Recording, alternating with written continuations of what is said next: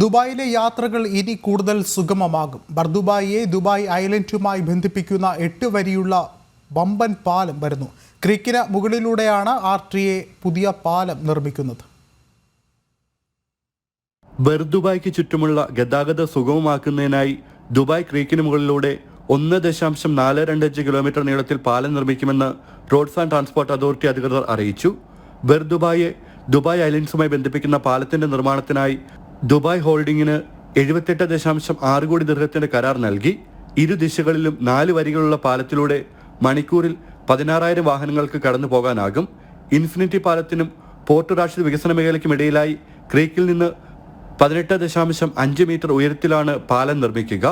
സമുദ്ര ഗതാഗതം തടസ്സപ്പെടാതിരിക്കാൻ ആവശ്യമായ നടപടികൾ സ്വീകരിക്കും. ബർദുബായ്, ദുബായ് ദ്വീപുകൾ എന്നിവിടങ്ങളിലെ വിവിധ പ്രദേശങ്ങളുമായി ബന്ധിപ്പിക്കുന്നതിന് 2 കിലോമീറ്റർ നീളത്തിൽ റോഡുകളും നിർമ്മിക്കും.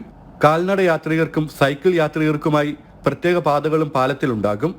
അൽ ഷിന്തക ഇടനാഴി വികസന പദ്ധതിയുടെ ഭാഗമായാണ് പാലം നിർമ്മിക്കുന്നത്. ജനം, ദുബായ്.